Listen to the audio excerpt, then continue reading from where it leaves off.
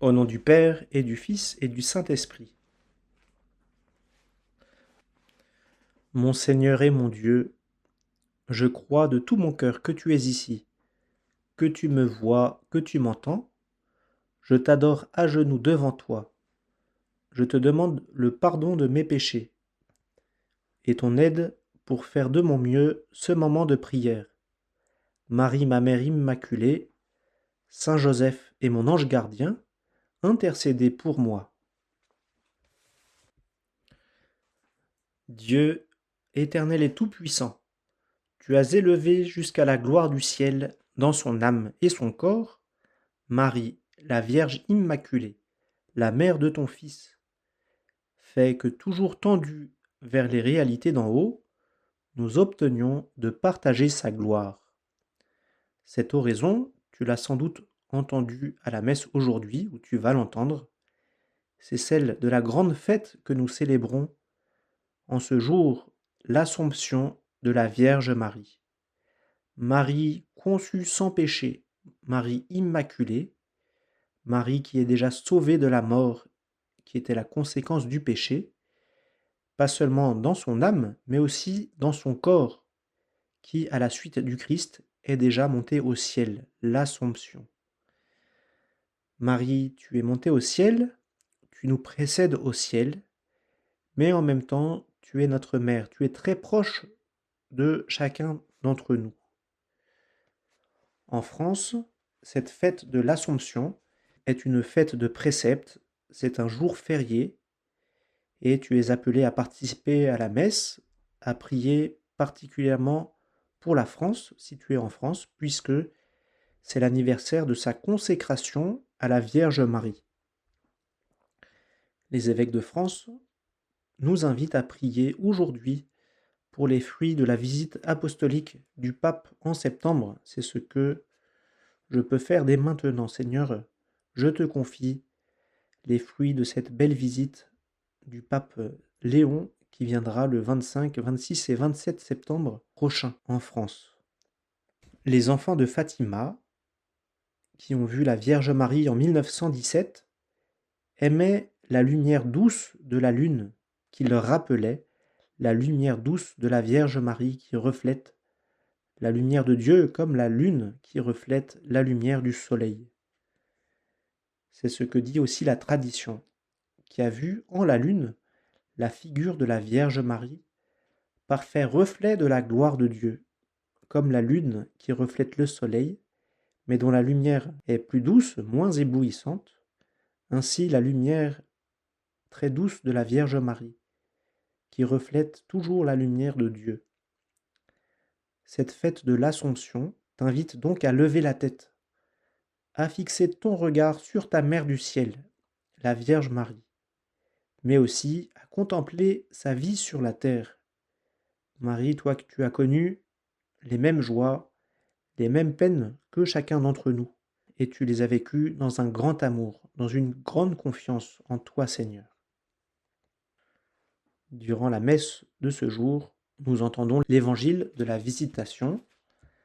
Marie, tu rends visite à ta cousine Élisabeth, qui reconnaît en toi l'enfant que tu portes, le Messie, le Fils de Dieu.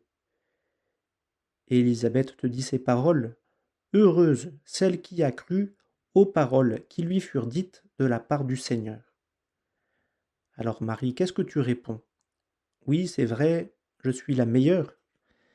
Mais non, Marie, tu renvoies tout à la gloire de Dieu par ce très beau chant du Magnificat.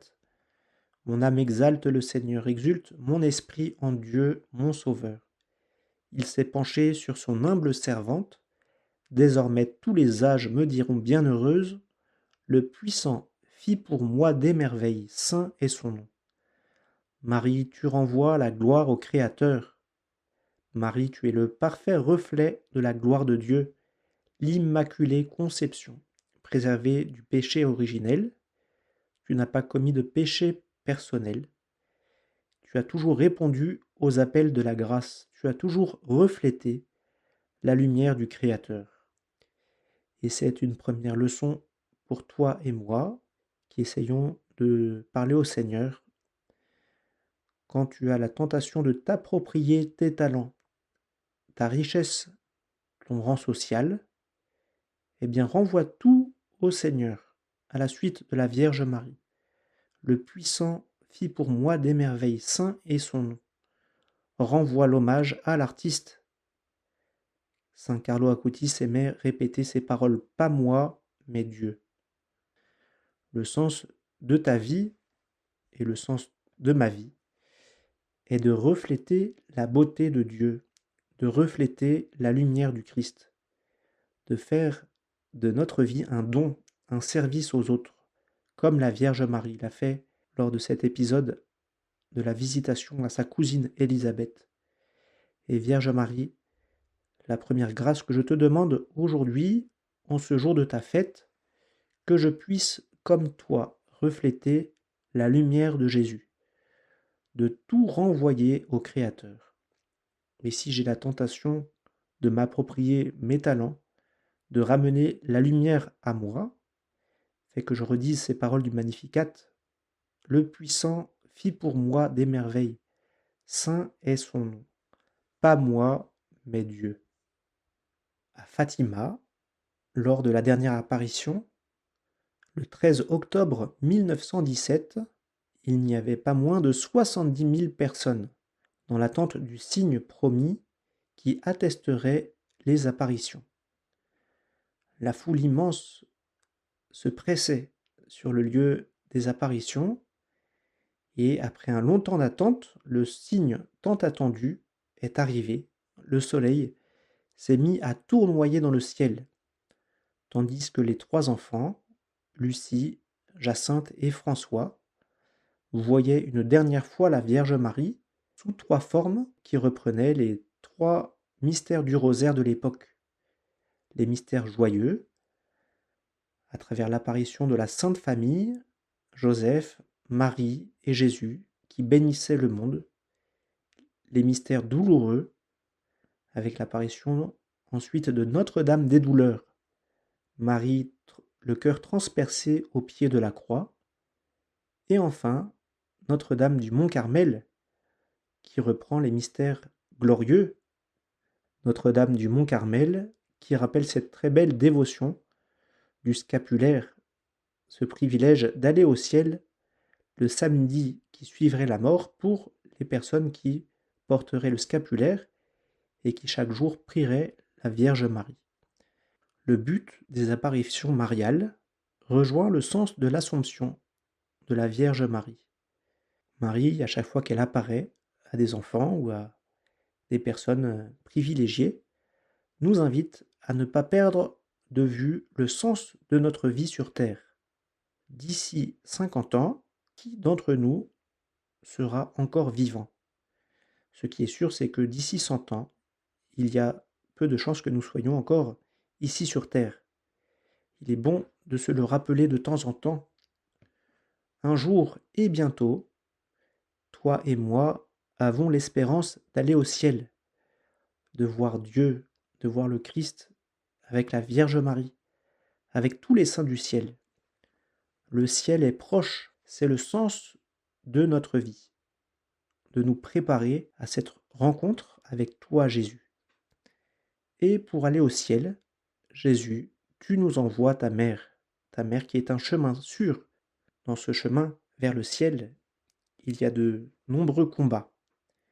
Et c'est le sens aussi de la première lecture tirée du livre de l'Apocalypse que nous lisons aujourd'hui. Ce combat entre la femme et le dragon qui cherche à dévorer l'enfant.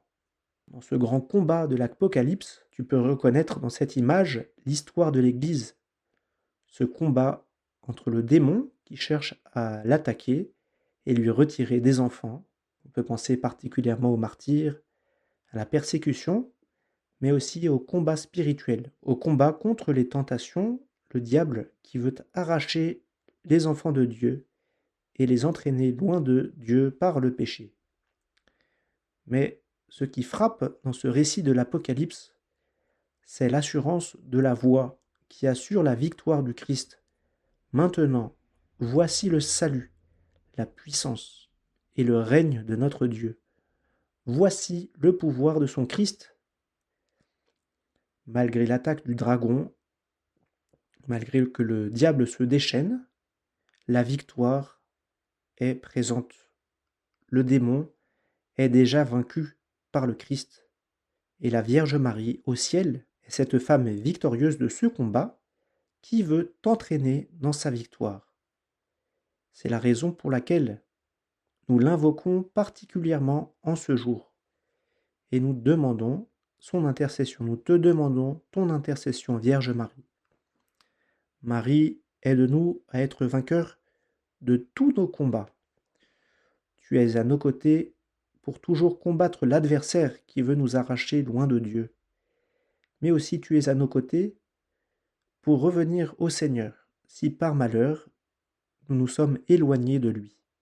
C'est ce que chantait magnifiquement saint Bernard dans un hymne qui a donné lieu à un très beau chant que tu chanteras peut-être aujourd'hui à la messe.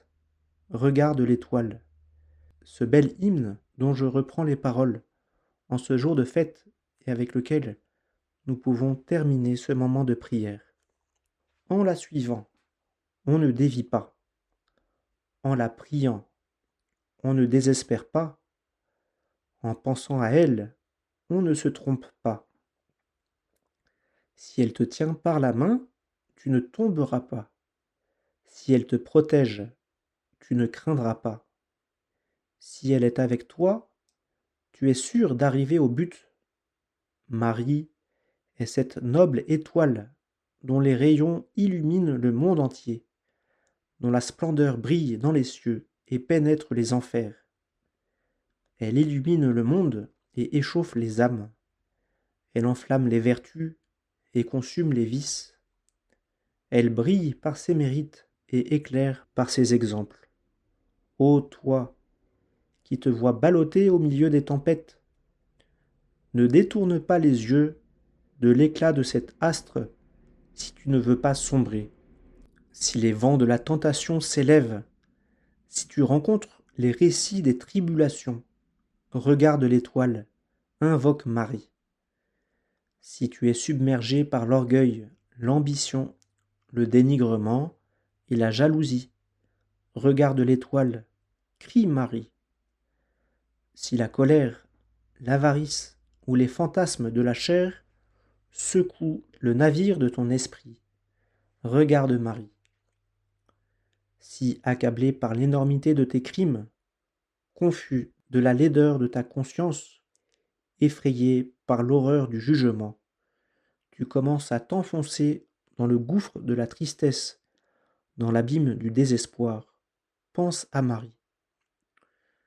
Que son nom ne quitte pas tes lèvres, qu'il ne quitte pas ton cœur, et pour obtenir la faveur de ses prières, n'oublie pas les exemples de sa vie.